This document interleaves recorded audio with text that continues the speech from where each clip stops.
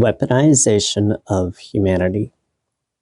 Howdy, listeners. This is your host, Random Nerd, on the Critical Thinking Nerd podcast. I want to take a moment to address current events of the ceasefire between Israel and Hamas. More specifically, the history of Israel. I want to dig deeper into the history and humanity of the Jewish people.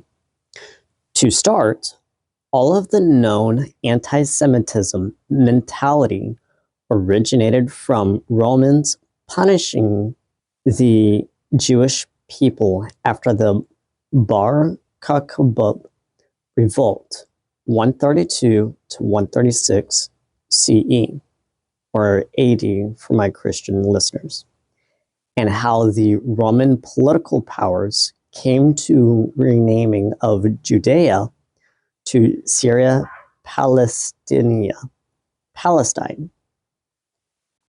It can be seen that the Romans politicalized and weaponized the Jewish people. Throughout history, you can see that the Jewish people were extremely ostracized and persecuted through societal restrictions. The Holocaust itself was an eradication of humanity at the extreme. The Jewish people just happened to be the race of that time period. What current politics, and even during 1948, was unfortunately the Israel government, not the Jewish people, that weaponized and politicalized the Holocaust. I'm not justifying anything that Israel has done and is doing. I'm simply explaining the history of the Jewish people and how cause and effect has led to the events of modern society, specifically 1948 to present. So what does it mean to weaponize humanity? Let's break it down. What is the definition of humanity? What is, quote-unquote, humanity in this context? Humanity refers to the collective experiences, identities, or shared characteristics of people, such as their cultural heritage, historical traumas, genocide, slavery, or universal needs, security, dignity. Weaponizing humanity means taking these deeply human elements and using them as tools for strategic ends. Examples: Israeli government's use of the Holocaust 1948 to 1960s. The Holocaust was central to Israel's founding narrative, legitimizing the need for a Jewish state. The Eichmann trial 1961 publicized Nazi atrocities, reinforcing Israel's role as a protector of Jewish lives. This was politicalization, as it served state building, but not necessarily weaponization in a manipulative sense. 1970s to present. As Israel faced conflicts, leaders increasingly invoked the Holocaust to frame threats as existential.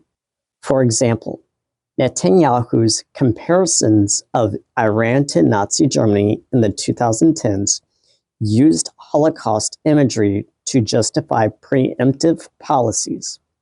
Critics like Norman Finkelstein argued this weaponizes Jewish suffering to deflect criticism of actions like settlement expansion or Gaza operations.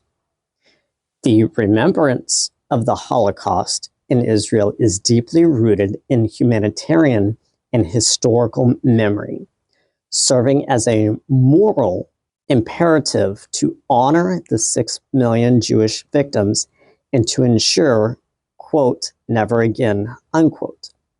It is central to national identity, education, and institutions like Yad Vashem.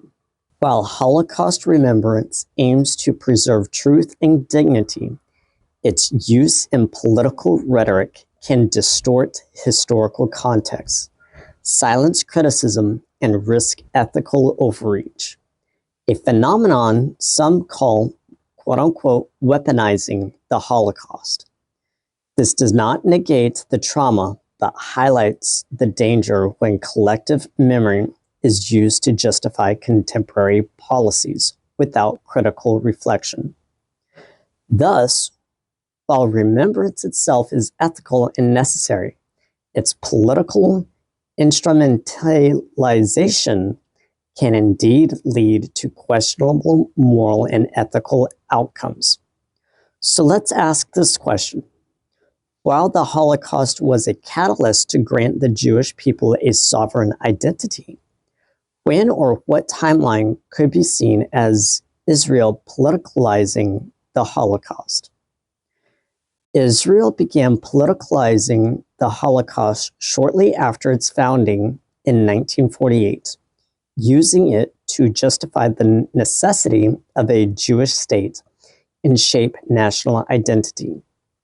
Prime Minister David Ben-Gurion promoted the idea that the Holocaust proved Jews needed sovereignty for survival, framing the 6 million victims as, quote, lost nation builders, unquote, whose deaths underscored Israel's purpose. The political use intensified during these times of crisis. In 1967, ahead of the Six-Day War, Holocaust rhetoric surged with public figures warning of a new, quote-unquote, Hitler in Nasser and invoking, quote, Auschwitz borders, unquote, to oppose territorial concessions. In 1982, Prime Minister Menachem Begin compared Arafat to Hitler during the Lebanon War. In 2015, Prime Minister Benjamin Netanyahu controversially claimed the Palestinian Malfit inspired Hitler to exterminate Jews. After the October 7, 2023 Hamas attack, Israeli leaders repeatedly labeled Hamas as quote-unquote Nazis and described the event as the worst Jewish massacre since the Holocaust, framing the Gaza war as a defensive necessity.